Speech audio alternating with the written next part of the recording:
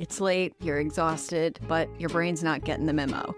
You're lying in bed, scrolling, telling yourself just one more reel, and hoping that at some point your nervous system is just going to magically power down. You've already tried the usual fixes, magnesium, blue light blockers, maybe you've even sworn you'll start meditating for real on Monday. But what if one of the most powerful tools for calming your nervous system is literally sitting under your feet all day, waiting for you to notice it? Welcome to Wild is Wise. I'm Sara Estes, a former private investigator who ditched the high-stress legal life after a major health crisis. I rebuilt my health from the ground up through nutrition and functional medicine, and now I'm here to uncover the truth about women's wellness and translate it so you can make informed decisions about your health. On this podcast, we break down women's nutrition and physiology with real research and actionable tips. And here's the core philosophy. What's found in nature is often exactly what our biology is wired to thrive on. We get nerdy with the science, but keep it practical for everyday life. If you're ready to understand what your body actually needs, you're in the right place. As always, this podcast is educational, not medical advice. Please talk to your healthcare provider before making any changes. Let's jump in. Today, we're talking about grounding, also called earthing, not as a metaphor, not as a vague mindfulness concept, but as a very literal practice. We're talking about putting your bare skin in direct contact with the Earth's surface and how that might change inflammation, sleep, pain, and stress in your body in measurable ways. I've been practicing grounding for a couple of years now, and it's helped me enough that I wanted to do an episode where we really dig into the research and see what's really going on and how helpful it can actually be. When people hear the word grounding, they often think of deep breathing, visualizations, or mindfulness exercises that help you feel more present. Those are great tools, but that's not what we're talking about today. Grounding, or earthing, in this context is very literal. It means your body is electrically connected to the surface of the earth. It means putting your bare feet in the grass, the sand, the soil, or even unsealed concrete that's actually connected to the ground. In some of the research studies, this also includes grounded mats, mattress pads, or conductive patches that are physically connected to the earth through a grounding rod or a properly grounded outlet, so your body can exchange the electrons with the earth even indoors. Now, this might sound weird if you haven't heard of it before, but I want you to think of the earth as a giant battery, and your body is an electrical system on top of that battery. Your heart, your brain, your nerves, your muscles all run on electricity. And all day long, you're accumulating little bits of static. I'm talking about stress, artificial light, inflammation, tension. Grounding is like finally plugging your body into that battery and letting excess charge drain off while you take in a steady trickle of electrons from the ground. So that's the basic concept. But just as important is what grounding isn't. It's not any kind of magic cure-all. It's not a replacement for medical care. It's not an excuse to throw away your medications or stop talking to your doctor.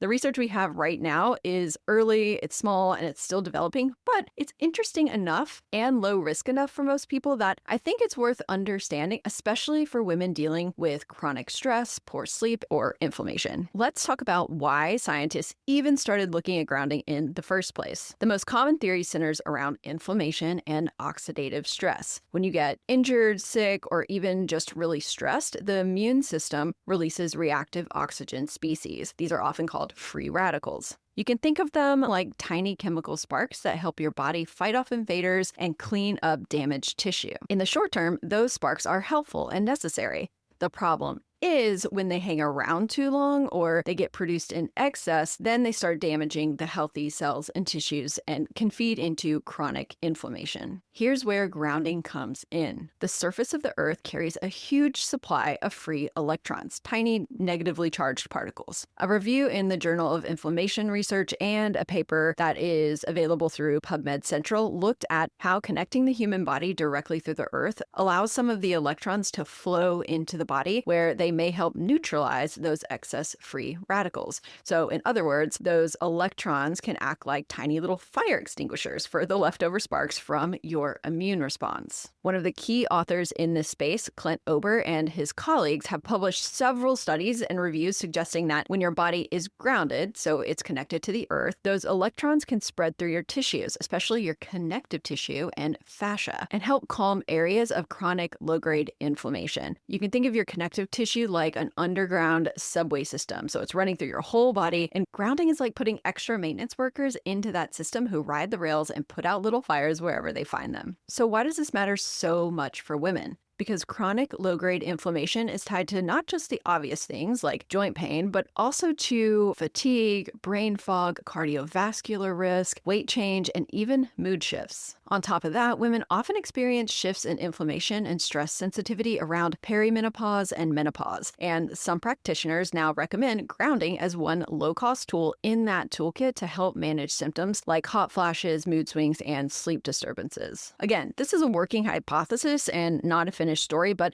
it does give us a framework to understand why simply standing barefoot in the grass might have effects that show up in lab markers and not just how you feel. Now, let's walk through some of the published research because I want you to hear exactly the kind of evidence we're talking about. A 2015 review article on PubMed titled "The Effects of Grounding on Inflammation, the Immune Response, Wound Healing, and Prevention and Treatment of Chronic Inflammatory and Autoimmune Diseases." This article pulled together multiple small studies looking at biophysical and clinical changes when people were grounded, meaning when they were physically touching the earth. The authors reported that grounding was associated with reduced markers of inflammation, improvements in pain, and faster wound healing in some cases, along with changes in blood characteristics like red blood cell aggregation, which affects blood flow. Another area where grounding has been studied is sleep and cortisol. That's the hormone that regulates your stress response and your day-night rhythm. In several small trials, participants slept on conductive mattress pads that were connected to the earth, while the control group slept on identical but ungrounded pads. One study, which is discussed in that PubMed Central Review and in sleep-focused summaries like those from the Sleep Foundation, they found that sleeping grounded for several weeks helped normalize the participants' daily cortisol pattern. That means their cortisol was lower at night and rose more appropriately in the morning, which is exactly what we want for good sleep and energy. Participants also reported better sleep quality, feeling more rested, less nighttime pain, and reduced stress. This really gives a good argument for camping and sleeping on the ground in a tent.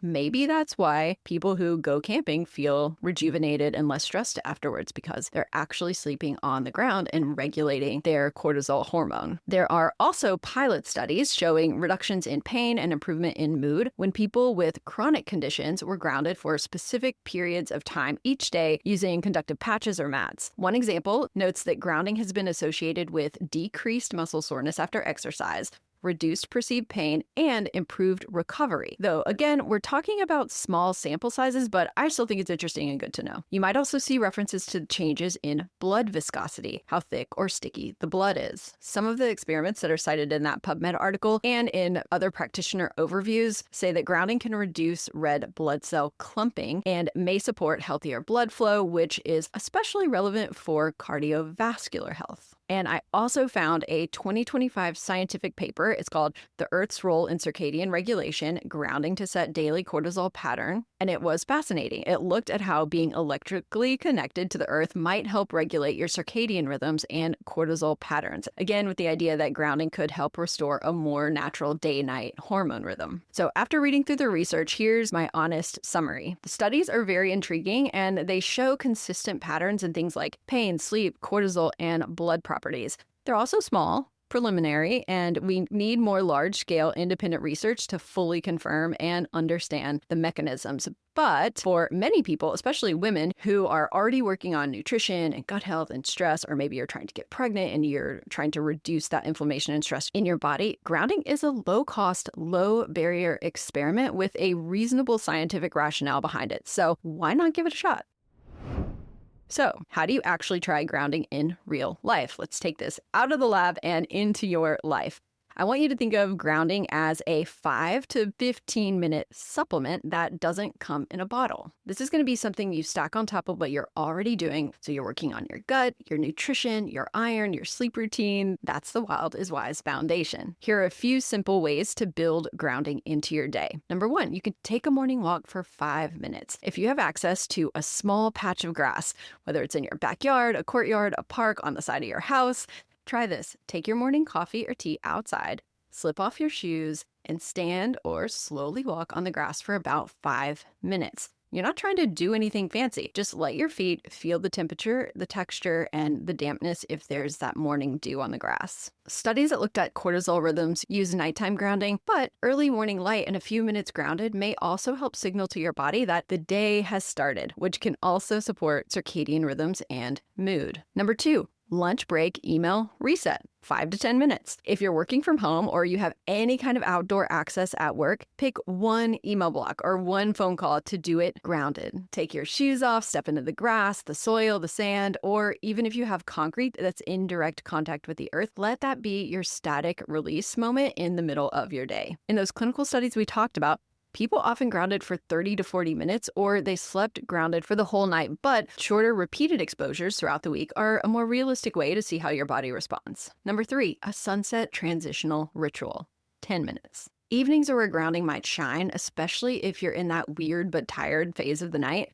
Some women's health practitioners recommend grounding as part of a menopause or perimenopause toolkit. And that's because it may help ease stress, support sleep, and reduce symptoms like anxiety and hot flashes when you use it alongside other lifestyle changes. So try this. After dinner, before you start your nighttime routine, step outside with your partner or your kids or your dog, or even just yourself, and stand barefoot on the ground while the light shifts from day to evening for about 10 minutes. We know from the sleep and cortisol research that grounding at night can help normalize that 24-hour cortisol period, making it easier to wind down and wake up more refreshed. Number 4, what about grounding mats and sheets? If you live in a high-rise or somewhere it's hard to access natural ground regularly, you might be wondering about grounding devices. Many of the published studies did use grounding mattress pads, conductive sheets, or mats that were connected to the earth through a grounded outlet or rod. And they did see changes in things like sleep, cortisol, pain, and blood markers compared with the ungrounded controls. The Sleep Foundation's overview on grounding sheets noted that the evidence is still limited, but suggests potential benefits for sleep and pain based on those small trials. If you go this route, I treat devices as optional tools, not requirements. The most accessible starting point is completely free. Your bare feet on actual earth. Because the research is still emerging, I'd like to think of grounding as an experiment you run on yourself for a few weeks. Here's a simple framework. Pick a time window. So commit to at least 10 to 20 minutes of grounding most days of the week for about 4 to 6 weeks. And that could be broken up into shorter chunks. So maybe you want to do 5 minutes in the morning, 5 at lunch, and 10 in the evening. Then choose your method. You can do bare feet on the grass, sand, or soil. You can also sit down with your bare feet on the ground while you read a book or listen to a podcast. If you're using a grounding mat or sheet, just follow the manufacturer instructions and make sure it's properly grounded, which is how the participants were set up in the published studies. And then track what matters to you. So in the research, benefits showed up in pain, sleep, cortisol patterns, and mood. For women, I'd also pay attention to how quickly you fall asleep and how often you wake up at night, your morning energy and brain fog, joint or muscle pain, especially if you have any kind of inflammatory condition. Pay attention to your anxiety, that buzzing feeling in your chest or feeling constantly on edge. And if you're in perimenopause or menopause, note your hot flashes, night sweats, and mood swings. And this is something that you layer. It's not going to replace anything. So every study we talked about framed grounding as an additional intervention. So it's not a replacement for medication or therapy or your other health practices. So let grounding be the low-cost, quiet background support that helps all of your other efforts work better. If you've listened to earlier episodes, you know the philosophy we keep coming back to. What's found in nature is often exactly what our body needs. We've talked about this with bioavailable vitamins and minerals and how whole food forms come with cofactors and metadata that your body recognizes. We've talked about your gut as the infrastructure for your energy and how short-chain fatty acids and a strong gut lining set the stage for everything from focus to mood.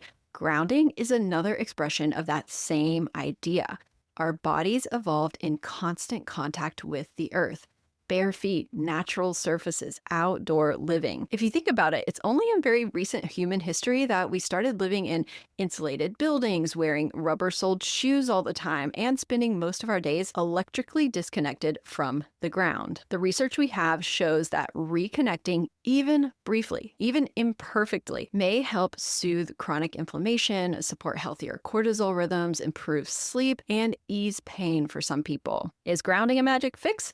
don't know, but it might be one of those small levers that makes everything else that you're doing more effective, especially if you're already investing in your nutrition, your gut health, and your nervous system regulation. So here is my invitation to you. At some point today, if the weather allows, pick one moment, morning, lunch, or evening, and take your shoes off. Step onto the real ground and give yourself just 5 minutes.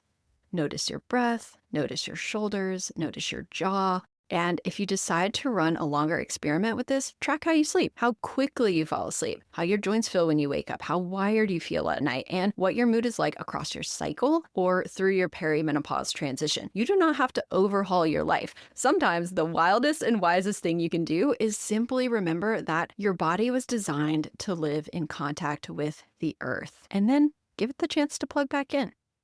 All right, that is it for this episode of Wild is Wise. I hope you found this information helpful and useful. Thank you so much for listening. And as always, stay wild, stay wise. I'll see you next time.